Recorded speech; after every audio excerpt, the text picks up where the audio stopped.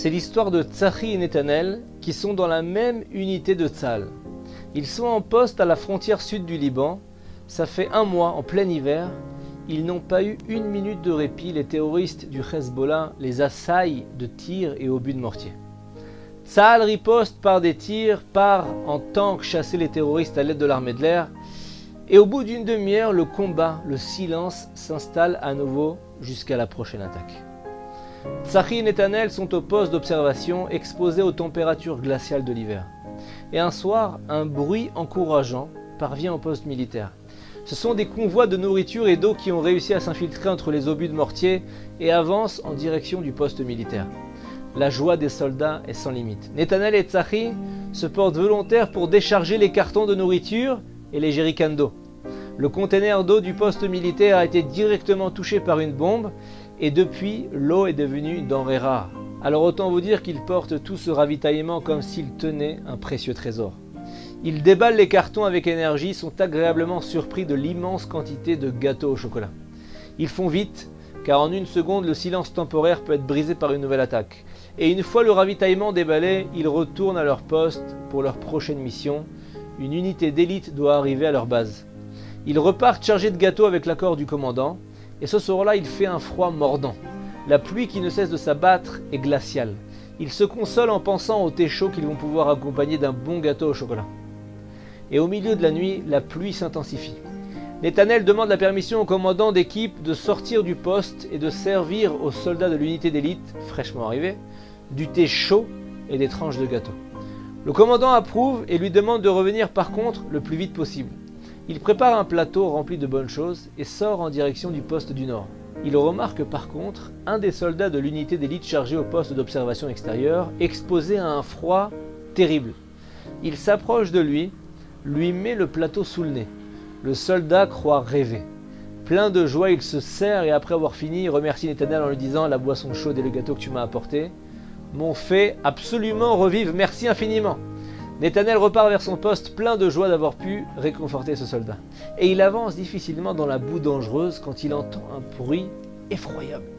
C'est encore une nouvelle attaque, les bombes tombent autour de lui. Netanel essaye de courir vers le poste, mais c'est l'explosion, tout devient noir. Et soudain, il se trouve dans un champ magnifique, orné de belles fleurs colorées, bordé d'un fleuve où coule une eau limpide. Vous l'aurez compris, Netanel a été blessé par des éclats d'obus de mortier, et ce paysage idyllique n'est autre que celui que son esprit lui dessine pendant les heures où il se trouve dans le coma. Et à son réveil, c'est l'agitation à l'hôpital. On entend crier « Il s'est réveillé! Il s'est réveillé !»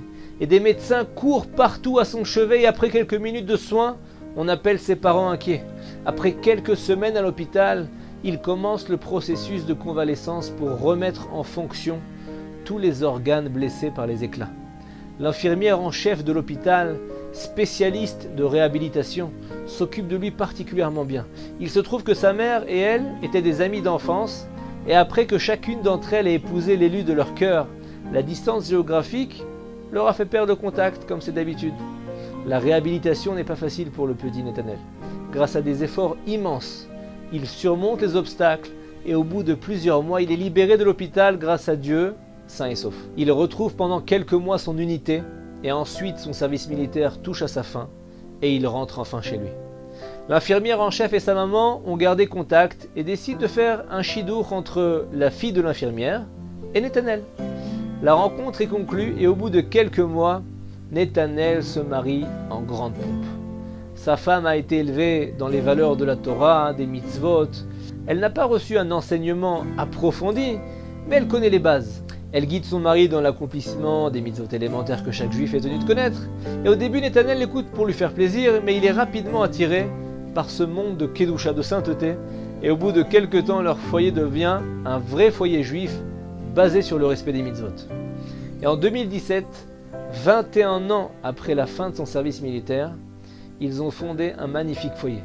Netanel étudie et occupe une fonction communautaire importante et grâce à Dieu, le nombre de familles respectueuses de la Torah et des mitzvot a augmenté dans leur ville et il est devenu nécessaire de construire un nouveau bâtiment pour le Talmud Torah. Mais un fonctionnaire très haut placé à la mairie leur met des bâtons dans les roues et bloque chacune des tentatives de construction. On conseille à Netanel de le rencontrer pour trouver une entente et le jour du rendez-vous, Nethanel est soucieux. Après une prière de matin récitée avec ferveur, il prend un moment pour étudier, puis se rend à son rendez-vous. Quand il entre dans le bureau du fonctionnaire, son visage l'interpelle. Le fonctionnaire le dévisage également. Nethanel plonge son regard dans le sien et tous les souvenirs du Liban lui reviennent à la mémoire. Le poste militaire, la pluie, les gâteaux au chocolat, les soldats de l'unité d'élite arrivés au poste militaire, le plateau qu'il avait préparé avec dévouement pour un certain soldat, le retour vers le poste militaire, l'odeur de feu des obus de mortier et la blessure qui l'accompagne jusqu'à aujourd'hui. Le fonctionnaire devant lui est sous le choc. Il réussit à peine à marmonner. « C'est bien toi ?» Nethanel hoche la tête. Le fonctionnaire se lève, prend Nethanel dans ses bras, le serre fortement et se confie en lui disant « Le goût du gâteau au chocolat et du thé chaud m'est resté dans la bouche jusqu'à aujourd'hui. Malgré toutes les années écoulées, je n'ai jamais oublié ce moment-là. Quand tu as été blessé, j'ai quitté mon poste et je t'ai transporté dans un endroit protégé où le médecin du poste s'est occupé de toi jusqu'à l'arrivée de l'hélicoptère qui t'a évacué vers l'hôpital. » Et ensuite, les deux sont restés un long moment à échanger des souvenirs émouvants. Et le fonctionnaire lui a dit à la fin, « D'après ton nouvelle apparence religieuse, je comprends que tu es venu me voir pour que je confirme la construction d'un bâtiment pour le Talmud Torah de la ville. Bien qu'il y ait de nombreux problèmes à ce sujet-là pour l'instant, je signe en cet instant les formulaires pour confirmer le début du processus de la construction. » Le nouveau bâtiment du Talmud Torah a ouvert ses portes il y a quelques mois pour la rentrée 2019. La morale qui se dégage de cette histoire, c'est que chacun de nos actes est lourdement chargé de sens. Qui aurait pu penser en ces instants au Liban que par le mérite d'une tranche de gâteau, un Talmud Torah serait construit? Shabbat Shalom.